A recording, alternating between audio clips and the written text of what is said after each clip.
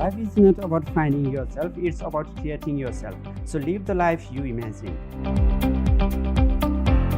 Hello everyone, this is me Vibek Paudyal, your host. Welcome to my book summary studio.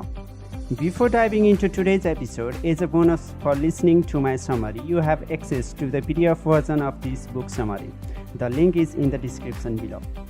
In this podcast, I'm taking the most important notes as a summary within 5 to 10 minutes so that you are saving some bucks of money as well as your precious time too.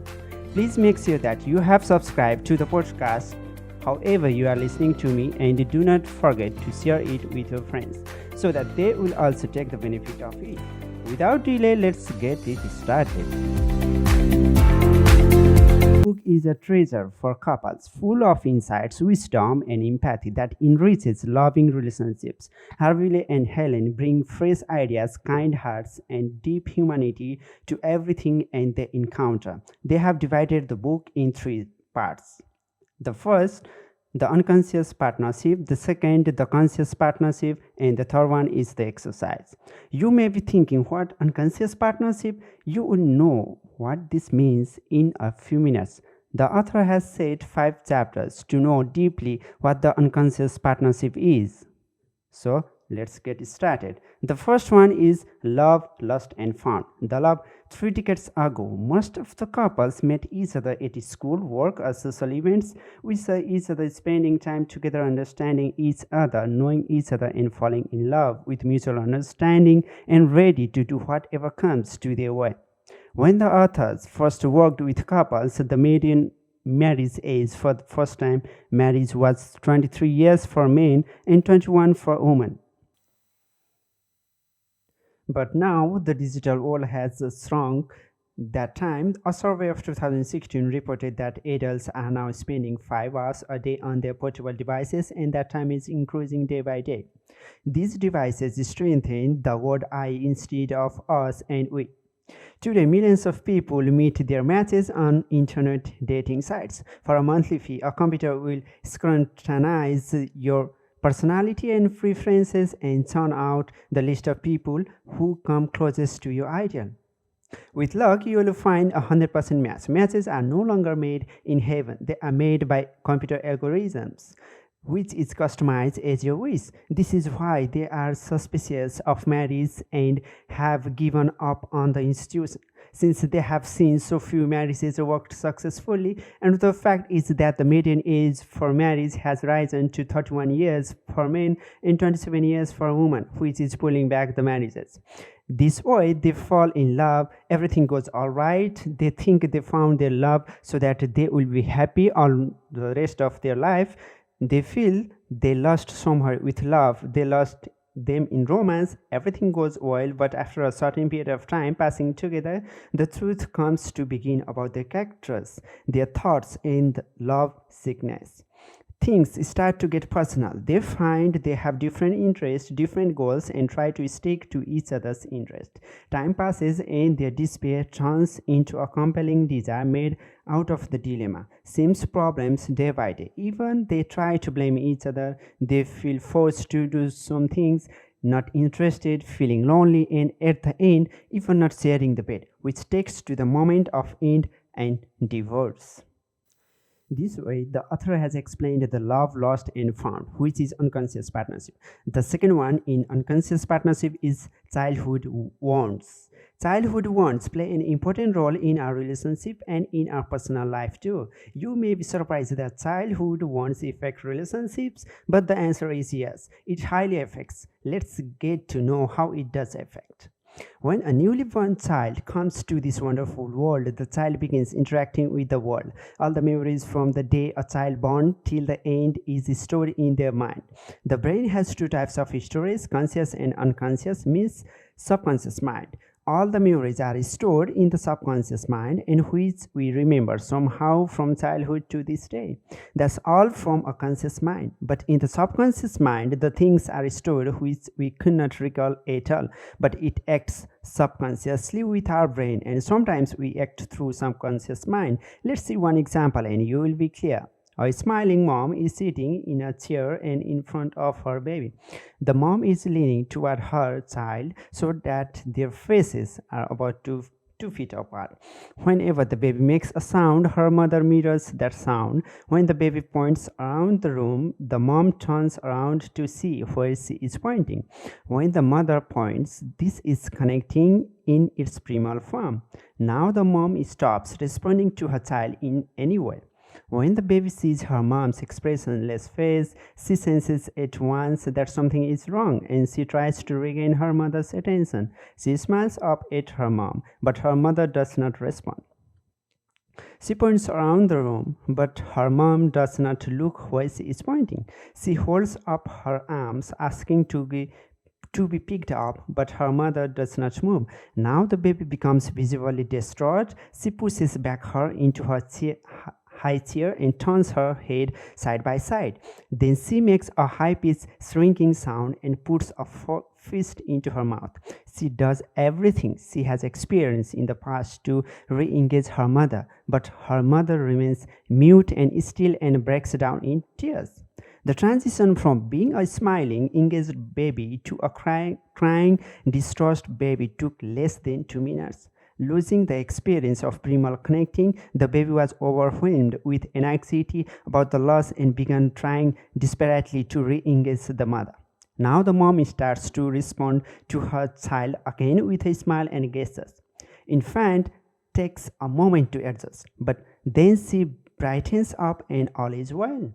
Crisis averted, connecting is restored, and joy returns. But now the baby has a memory of the pain of disconnecting that will influence her in the future.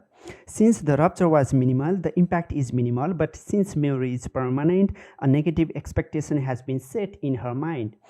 If the connection is ruptured time and again, however, emotional damage begins to occur, the child learns that the world is unreliable, which follows to adulthood and the relationship. In this way, the childhood wounds have a direct impact on the relationships. Therefore, giving attention to your partner from time to time is very important in a relationship. And the third one is your IMAGO. IMAGO, it may sound new for most of us, and here they explain what is it. The IMAGO is the ideal match for you, just like your image, but little different. Here is the example of what IMAGO exactly is. Let's take an example of Harville Hendrix Lynn and Peter. Peter is Lynn's husband. Let's go back to their childhood. Lynn's father had had a profound influence on her. He was a good provider, caretaker, and her mother was also a perfectionist. Her mother was always checking her homework, combing her hair, taking much care but not comfortable with her sexuality. For example, she never allowed anyone in the bathroom with her. Never talk about menstruation, boyfriends, or sex. That's why Lynn was facing problems with her sexuality. Meanwhile, her sister Judith had a strong influence on Lynn. She was telling and sharing everything she knew. Lynn felt more comfortable and she wanted to spend more time with her sister Judith. Lynn's father, mother, and her older sister merged together in Lynn's subconscious mind to form her IMAGO. Her IMAGO was a picture of someone who was, among other things, affectionate, devoted, critical, insensitive, superior, and generous, who has these positive traits of their parents and sister and fulfilling her needs which she missed in her childhood. When Lynn first met Peter at a friend's house and she was introduced to him, she felt as though she already knew him. It was a curious sensation, right? She was very happy to be around with him. And why was Peter attracted to Lynn? The fact that she had an emotional nature was one of the reasons. Although his parents had accepted Peter's body, they had rejected his feelings. When he was with Lynn, he felt more connected to his repressed emotions. In addition, she had numerous character traits that resembled his parents. Her sense of humor was like his father's, and her dependent, self-effacing manner was characteristic of his mother. Because Lynn matched Peter's IMAGO and Peter matched Lynn's, they had fallen in love. At this point in our discussion of love relationships, we have a better understanding of the mystery of romantic attraction more than we realize. We are searching for a person who has similar traits to the people who raised us. Our underlying wish is that This imago match will satisfy our unconscious unmet needs. It doesn't work until we don't understand consciously.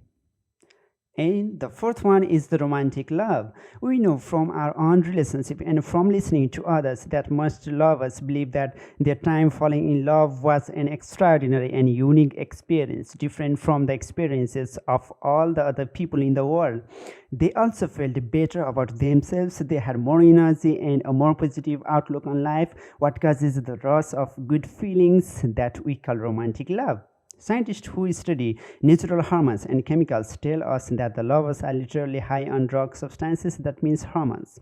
During the attraction phase of the relationship, the brain releases more dopamine, which chemical helps contribute to a rosy outlook on life, a rapid pulse, increased energy, and a sense of heightened perception. Oxytocin is enhanced as well. It is a potent hormone that plays a role in many aspects of our lives, including childhood, nursing, orgasm, the bonding of mother and child, and social connections between individuals. Some refer to it as the love sex hormone. If we don't do the steps nursing the romantic love on a daily basis, it becomes temporary and slowly disappears. And after comes the power struggle. When does romantic love end and power struggle begins? The power struggle refers to ego problem regarding to do and does. For example, I have done this, I do it for you, you didn't do this for me, you have to follow me, I am superior to you, kind of comparing stuff and being changed in a different way. For most couples, there is a noticeable change about the time they make a commitment to stay together. Once they say let's get engaged or let's get married or let's not see anyone else, and they begin to want more than the hope of feeling joyfully connected and fully alive, which is responsible for romantic love, and they want reality as well. Meanwhile comes the conscious expectations. In traditional male female partnerships, many of them are parental by culture. For example, a man may expect his new bride to do most of the housework, for example, cook the meals, shop for groceries, wash the clothes, arrange the social events, be a family nurse, etc. Meanwhile, his wife has an equally long and sometimes conflicting set of expectations. She may want her husband responsible for most of the mainly household tasks, help the cooking, shopping, laundry, as well. Like many women today, she may also want him to play a significant role in raising the children. On weekends, she might include going to their house of worship and having dinner with members of extended family instead of a restaurant. Far more important than these conscious and subconscious expectations, however, are the unconscious ones people bring into the relationship. The primary expectation is that their partners are going to love and care for them the way their parents never did. These are the expectations that fueled the excitement of romantic love, but now there is less desire to reciprocate. After all, they don't involve in a love relationship to satisfy their partner's need. They do so far, and childhood won't start to seem. So, at some point in their relationships, many couples discover that a personality trait they once valued in their partners is beginning to annoy them. A man finds that his wife's conservative nature one of the primary reasons he was attracted to her, and a woman discovers that her partner's tendency to be quiet and withdrawn, a trait she once thought was an indication of his spiritual nature, is making her feel lonely and isolated. This way, they start to create a distance between them and start to have more negative traits than positive, which leads to a corrupted relationship. The authors have explained the unconscious partnership through these five elements. Now, in the second part, they have explained how to change this unconscious partnership to conscious partnership. Let's dive into it. The second part is the conscious partnership. Here is a quote. Seldom or never does a marriage develop into an individual relationship smoothly without crisis. There is no birth of consciousness without pain. This quote is by Carl Jung. That means the problems in a relationship or marriage life are simple, which gives us pain, crisis, so that we start to see through our conscious mind, so the consciousness births. Okay, in this section, authors have explained in 7 chapters, which are as follows. The first one is becoming conscious, the second one is commitment, the third one, discovering your partner, fourth one, creating a zone of affirmations, fifth, the defining your curriculum, sixth, creating a sacred space, and the last one is the portrait of true relationship. This is how they are explaining about the conscious relationship. Let's start from becoming conscious and commitment. Scanning the first 5 chapters, one might get the impression that the old brain is the cause of the most of our relationship problems, but the old brain also plays an important role in love relationship through finding the caring and loving partner for future growth. The problem with the old brain is that it's reactive. It's hard to control its responses to the environment. We need to enlist the aid of the new brain, the part of us that makes conscious choices, exerts will, knows that our partners are not our parents, that today is not always, and that yesterday is not today.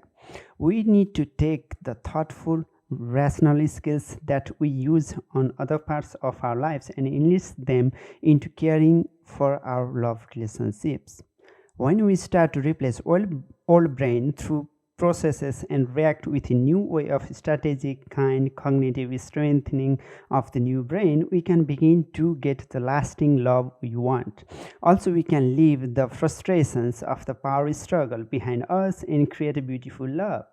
Here is an example so that we can get clear. Imagine that you are happily eating breakfast and your partner loudly criticized you for burning the waffles. You do this time and this again, your partner said, and your old brain feels under attack. It doesn't care that the person who criticizes you is your partner, and all it cares is about that you are bombarded. And you said, well, cook it yourself next time. Or you might leave the table and is scrolling cell phones, depending on your approach. Your partner will feel either attacked or deflected and will want to strike out again. So look at this. What did you get?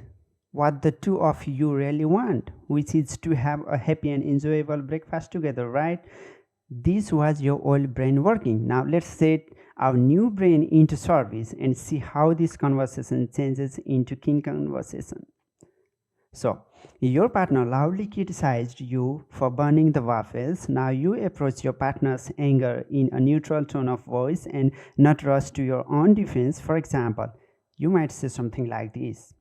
So, I get it that you are really upset that I burned the waffles again. So, it's the answer. Your partner might then respond, yes, I am. I'm tired of all the wasted food around here. Next time, be more careful. And still relying on a new brain act, you could say that, well, that makes sense. Food does get wasted around here. Then you can say, because you were not up in my arms, you could offer a solution. Then the answer is, I will get an extension cord and bring the waffle iron into the dining room so we can keep a closer eye on it.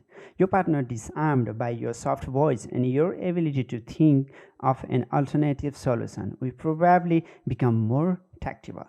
Right? You got it. So let's move into the larger picture to see what we mean by a conscious partnership.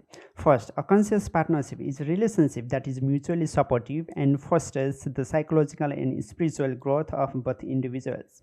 It's when both partners focus on the relationship as primary, the essential care of the space between. Here are some characteristics of conscious partnership which all must have. You realize that your love relationship has a hidden purpose to help you overcome the limitations of your childhood. You create a more accurate image of your partner. You learned to ask for what you want using gender responsibility for communicating your needs and desires to your partner. You move from reactive living to proactive living.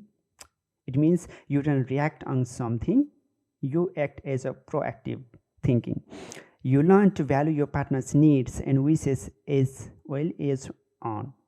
You focus on keeping the relationship safe at all times, replace negative with positive behaviors and affirmations. You find new ways to satisfy your basic needs and desires. You shift from judgment to curiosity about your partner in order to discover their unique internal world. You become more aware of your drive to be loving and united with the connecting energies of the universe. You accept the difficulty of creating a lasting love relationship and you are willing to change and grow. So these are the positive aspects of the conscious relationship. After developing these characteristics, you become a lover. You won't be afraid of change. You create a promised land and let you transform your partnership into safe, enjoyable union. The way of transformation takes much time and difficulties, but you have to keep this every day so that you want to make your commitment and keep it working. Talking openly, sharing everything they want, need, or whatever helps them to make a commitment in their life and they fulfill their commitments, so that creates a deeper sense of connection between the couples and reduces their need to stay isolated and start to spend more significant time together. And now comes the discovering your partner. Even if we are in a relationship for a long time, somehow we are unable to discover our partners through every aspect. Sometimes we compromise for some behavior which we don't want. Therefore, discovering your partner greatly helps to make a deeper relationship without conflicts and problems. If you respect each other's point of view and see it as a way to enrich your own, you will be able to take clear, more accurate pictures. Instead of seeing your partner's differing views as a source of conflict, you realize that they are a source of knowledge. What are you seeing that I am not seeing? What have you learned that I have not yet to learn? Relationships give you the opportunity to be continually schooled in your own reality and in the reality of another person. Every one of your interactions contains a grain of truth, a silver of insights, a glimpse into your hiddenness and your essential connectedness.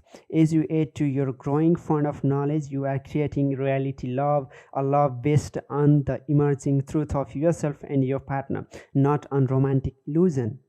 You don't assume, you know that what your partner wants. You don't negate what you feel. You listen and invite them to share their experience. Simply, you need to discover your partner as separate from you. Your partner needs to freely grow. In order to deepen your understanding of your partner's subjective reality, you need to train yourself to listen and communicate more effectively. To know your partner deeply and keep consistency, we need to talk through IMAGO dialogue. To move beyond, we have to learn a new way of talking, which, as you will soon see, is also a new way of knowing your partner. We call this new way of IMAGO dialogue.